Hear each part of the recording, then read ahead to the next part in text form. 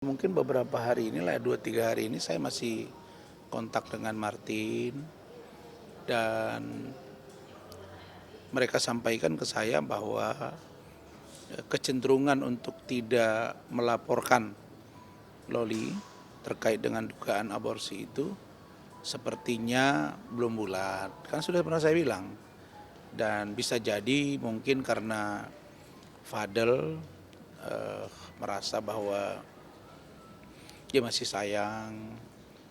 Dan tadi informasi yang saya lihat, pernyataan dari Bintang ya, bahwa kelihatannya Fadel sudah legowo, sudah menerima.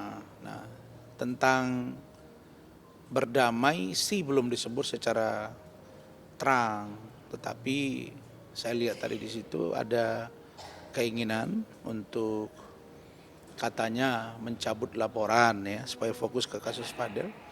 Ya saya kira kalau masalah cabut atau tidak mencabut laporan Pak Umar terhadap NM itu saya kira haknya Pak Umar, tetapi kami sebagai kuasa hukumnya tentu harus dikonsultasikan ke kita.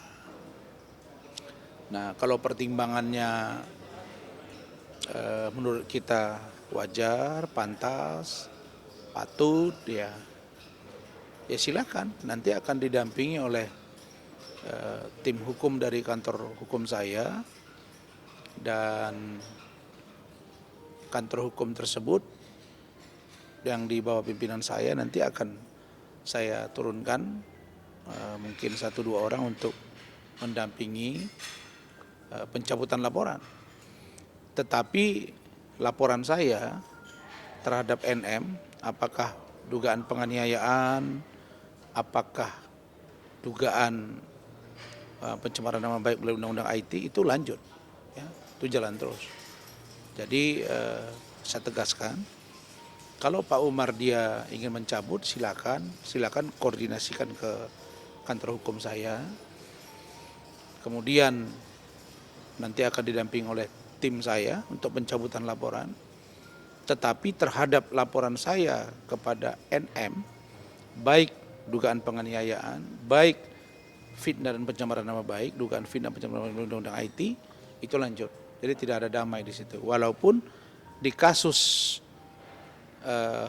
NM saat ini tentang dugaan pemerasan, TPP melalui media elektronik, saya kira itu tetap saya akan dukung penuh proses penyidikan, dan siapapun yang diduga terlibat akan tetap kita minta agar polisi berwenang untuk memberanikan diri memeriksa orang-orang yang diduga terlibat. Dan saya kemarin resmi ya sudah mengirim surat kepada Bapak Dir Cyber Polda Metro Jaya.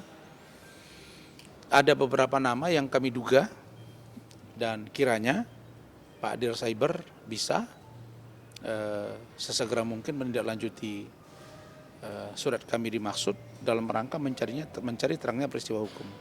Kemudian saya juga dengan tim sedang berencana untuk mengatur jadwal akan mendatangi BP POM. Karena kelihatannya BP POM ini lambat banget. Terlalu slow. Ya, orang sudah begini kisru, orang sudah pergi ke DPR, kok BP POM-nya nggak punya taji gitu. Sementara yang punya kewenangan itu ada di BP POM. Bayangin, ini dokter detektif juga sudah dilaporkan dan katanya tersangka, saya nggak tahu. Ini kerangka masalahnya di mana sih? Ini ada kan produk kecantikan, ada juga klinik kecantikan, ada owner-owner yang diduga bermasalah. Ya kalian maju dong. Kalau BP POM tidak sanggup, ya Anda mundur. Ya baik ketuanya, baik deputi atau apapun namanya di situ, orang yang punya kewenangan, kalau dia tidak sanggup melaksanakan tugasnya, ya mundur. Dan saya dari Ranlofom akan mengatur jadwal, mendatangi BP POM dan memberikan surat agar BP POM menindaklanjuti semua persoalan-persoalan yang kisru ini. Apalagi sudah ada barang-barang bukti. Masa mereka tidak maju? Sudah kelihatan Nikita Mirzani ditahan, Mail ditahan, ada beberapa nama yang sudah terlibat, diduga ya, terlibat di situ jaringannya.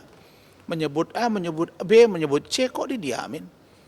Apa ini? Hanya sekedar ngomong di podcast, kami sudah bertindak, atau lagi preskon, kami sudah meminta ini, enggak begitu dong. Eksekusi kalian punya kewenangan penuh untuk memproses dari segi aspek kewenangan Anda di BP POM. Ya, jadi jangan sampai orang menganggap BP POM ini ada apa gitu. Kok Anda diam saja? Jadi kami minta kalau BP POM tidak bergerak juga, kami akan dorong agar penyidik juga memeriksa BP POM. Ada apa dengan mereka? Ya punya kewenangan mereka. Gitu.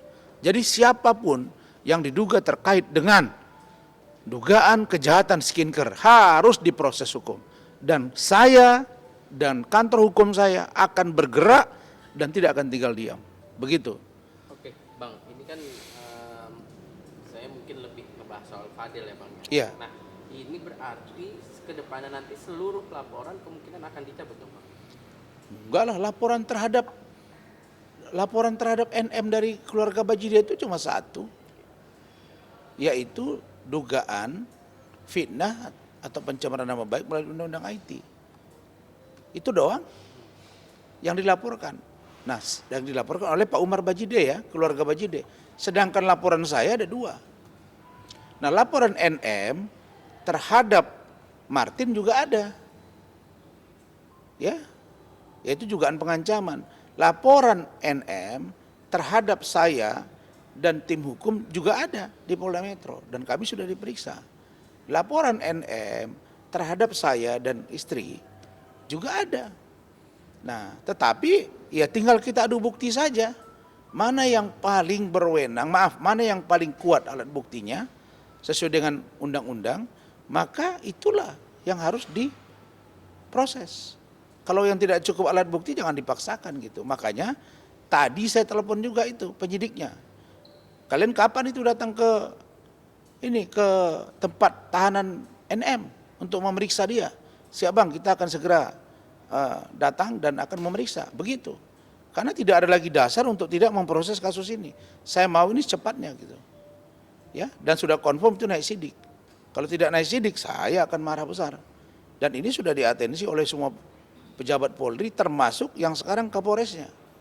Ya, jadi jangan bertele-tele lagi gitu. Nah, terhadap laporan saya terhadap NM yang dugaan fitnah pencemaran nama baik itu juga harus jalan. Jadi nggak ada yang berhenti di situ. Kalau Pak Umar mau cabut, dicabut aja laporan itu, tetapi koordinasikan ke kita. Ya, itu hak dia, tetapi koordinasikan ke kita.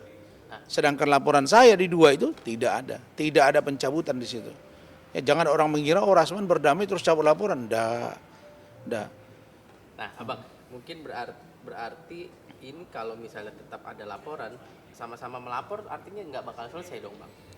Kenapa nggak selesai? Kalau ada yang melapor, ini yang saya melapor, dia melapor. Ya mana yang kuat barang buktinya yang bisa membuktikan? Kan siapa yang menuduh, dia yang mendalilkan. Siapa yang mendalilkan? Dia membuktikan. Kan begitu saja teorinya. Jadi kalau saya melaporkan, tentu saya barengi dengan barang bukti. Kalau dia melaporkan, dia harus buktikan dengan barang bukti dia. Nanti diuji, itu doang. Ya, sama dengan Reza Gladys melaporkan NM.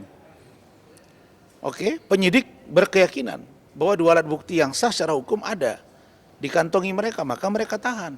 Begitu juga dengan Fadil. Penyidik berkeyakinan ada 2 alat bukti, mereka tahan. Nah, jadi saling lapor biasa saja, dan itu bukan kali pertama. Apalagi saya sudah capek dilaporin. Ya, 12 laporan polisi sudah saya hadapi. Nggak ada masalah bagi saya. Jadi intinya kalau Pak Umar mau mencabut laporan, silakan koordinasikan ke kita. Tapi laporan saya terhadap NM di Polres Metro Jakarta Selatan ada 2 laporan, tidak akan saya cabut. Karena itu hasil koordinasi dengan keluarga dan anak-anak. Begitu. Oke, Bang. Mungkin melihat dari laporan Pak Umar sendiri kan akan dicabut. Apakah artinya ini dari pihak sebelah pun akan mencabutnya atau gimana nih, Bang? Nggak tahu saya. Saya nggak tahu. Ya, kalau Bintang katanya akan mencabut, ibunya dalam hal ini Bu Titin akan mencabut, Pak Umar akan mencabut, ya koordinasi kita ya kita dampingi cabut.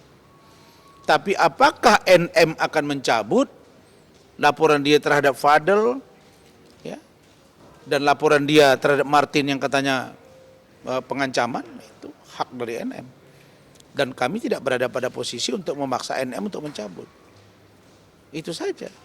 Kalau saya walaupun nampak saya bersikap bahwa saya mendatangi NM, saya minta penanganan perkara terkait dengan skincare, tidak berarti saya ada hubungannya mencabut laporan. Nggak ada. Ini sini saya lihat case by case gitu. Ya, bukan saya lihat secara universal terus saya cabut. Enggak. Karena saya ingin membuktikan bahwa tidak boleh ada orang yang suka menghina orang dengan suka-suka. Yang kedua, tidak orang boleh melakukan kekerasan dengan suka-suka. Begitu. Oke, Bang.